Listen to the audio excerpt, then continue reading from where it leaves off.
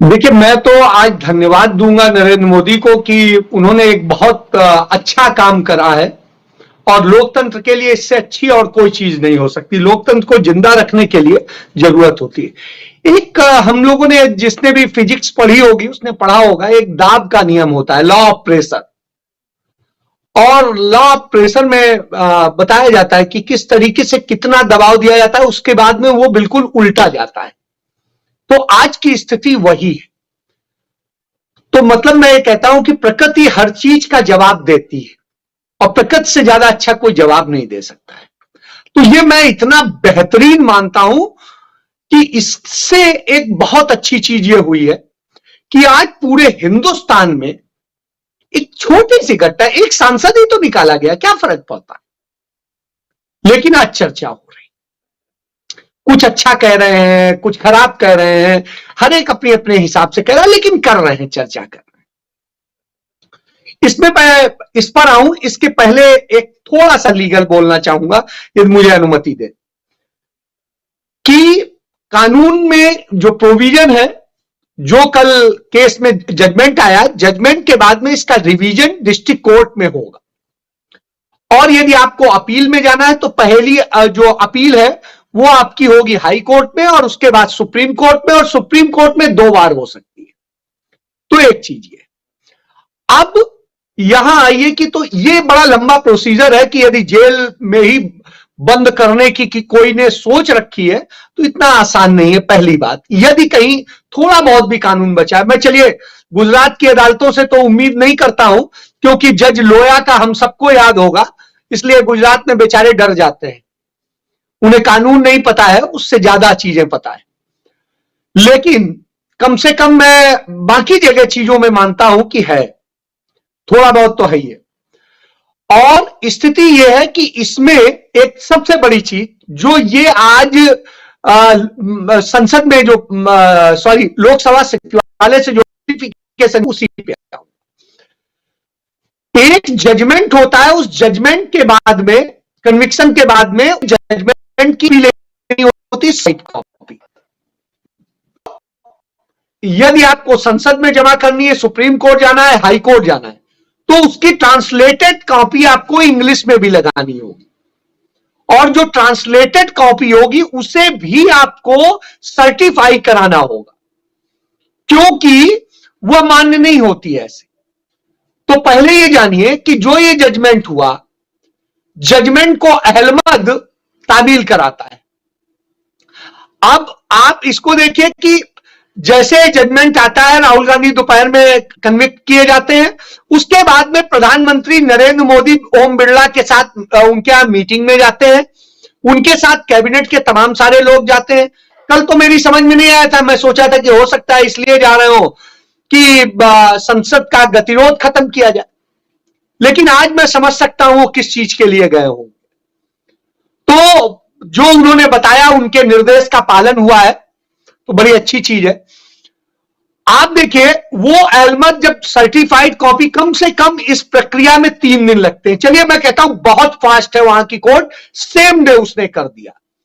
तो same day शाम को आपको यदि कॉपी उसकी सर्टिफाइड उसने दे दी, तो आप, और ट्रांसलेटेड कॉपी 170 पेज की है, 170 पेज की कॉपी को ट्रांसलेट इंग्लिश में करने में शायद मुझे लगता है प्रोफेसर साहब बैठे 10-15 मिनट तो लगते ही होंगे, आधा घंटा 1 घंटा तो लगता ही होगा। तो उस स्थिति में ट्रांसलेट करा के फिर सर्टिफाई कराना, तो आप समझिए, वैसे तो सेम डे संभव नहीं, लेकिन मैं कहता हूं स्पेशली कोर्ट बैठ गई होगी और कर लिया होगा।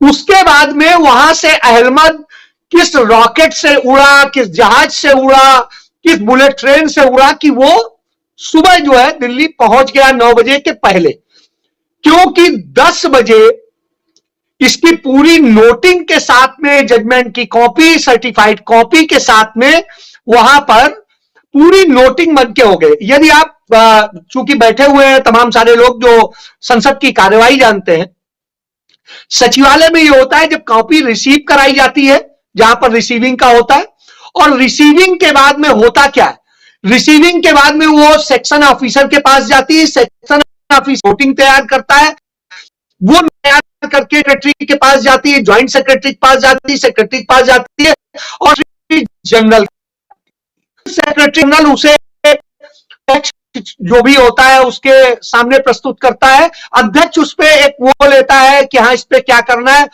फिर उस पर लीगल ओपिनियन ली जाती है और लीगल ओपिनियन के बाद में उस पर एक ऑर्डर पास होता है और वो ऑर्डर पास करके प्रेसिडेंट ऑफ इंडिया के पास जाता है और वहां से सिग्नेचर होके फाइल में आ जाता है, फिर सचिवालय नोटिफिकेशन जारी करता है। चलिए मैं सोचता हूं कि फाइल पे उन्होंने करा लिया होगा अंदर अंदर तमाम सारी चीजें, मैं उसको मान सकता हूं, लेकिन हुजूर इतनी प्रक्रिया करने में एक दिन में तो संभव नहीं है कि इतने सारी प्रक्रिया।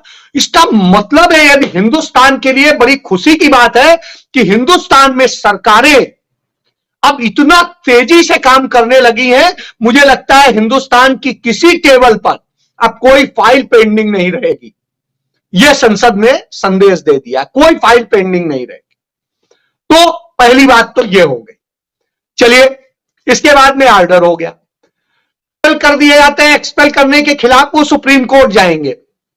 जब वो सुप्रीम कोर्ट जाएंगे उसके पहले उन्हें अपने इस पर जाना होगा, तो मुझे लगता है उनके लिए एक अच्छा हो गया है कि अब वो अपना रिवीजन भी सीधे सुप्रीम कोर्ट में ले जा सकेंगे, क्योंकि एक्सपेल कर दिया गया और सुप्रीम कोर्ट उस पर डायरेक्शन दे देगा, या तो उसको डिस्ट्रिक्ट कोर्ट को दे देगा या कहेगा हाई कोर्ट चले जाइए, जो भी होगा, या खुद भी सुन सकता है। वैसे सुनने की मुझे नहीं लगता है सुने, तो उससे फायदा ये, फिर कल ही मैं बता चुका हूं जिन धाराओं में उन्हें सजा हुई, जिस धारा में 504 में, उस धारा में जमानती अपराध है, असंज्ञेय अपराध, पिटी ऑफेंस है। ऐसी स्थिति में हिंदू इतिहास में, मैंने आज पूरा खंगाला, हिंदुस्तान के इतिहास में आज तक सिंगल केस नहीं है, देश के आजादी के पहले भी और आजादी के बाद भी, कि इस धारा में कभी आज तक किसी को 2 साल सजा हुई हो।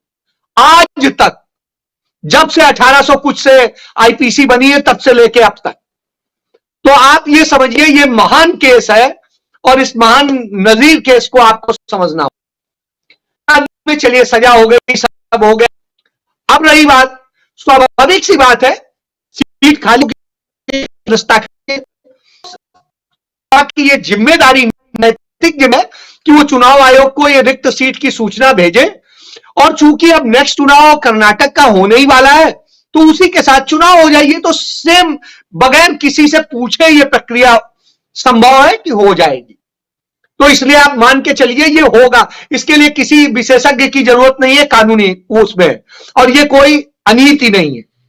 जब खाली हो गई सीट तो फिर होना ही है, जो नेक्स्ट चुनाव है उसी के साथ हो जाएगा। तो ये, लेकिन यदि ये जो 30 दिन अभी हैं, इस 30 दिन में राहुल गांधी की यदि ये स्टे हो जाती है सदस्यता, तो उस स्थिति में कन्विक्शन, तो उस स्थिति में वो चुनाव लड़ने के अधिकारी हैं, और यदि वो चुनाव लड़ने के अधिकारी हैं तो फिर से वायनाड से आ सकते हैं, फिर कोई माई का लाल नहीं रोक सकता है। तो साहब उससे बड़ा कोई तमाचा नहीं होगा। तो अब मोदी का जो सबसे बड़ा जोर होगा वो इस बात पे होगा कि रिवीजन पर स्टे ना मिले, उसके लिए वो अपनी पूरी ताकत लगाएंगे, जिस भी तरह की वो लगाते हैं, अब उसके लिए मुझे बताने की जरूरत नहीं। तो सबसे बड़ी चीज है, जेल तो नहीं होती है। यदि राहुल गांधी जबरदस्ती जाना चाहेंगे तो जाएंगे, क्योंकि इस केस में निजी मुचलका ही भरना है जमानत में, और कुछ नहीं करना है। यदि केस एडमिट हो गया तो बेल मिल जाएगी।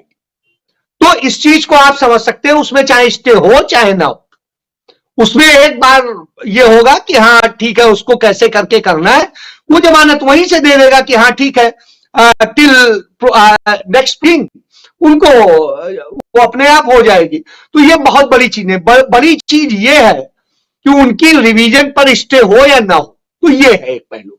फिर अब आता हूं कि इसका असर राजनीतिक क्या होगा। इसका राजनीतिक असर इतना बड़ा हुआ है कि पूरे हिंदुस्तान में आज अजय जी जरा रोकना चाहता हूं आपको। अजय जी, जयराम रमेश अभी लाइव प्रेस कॉन्फ्रेंस कर रहे हैं।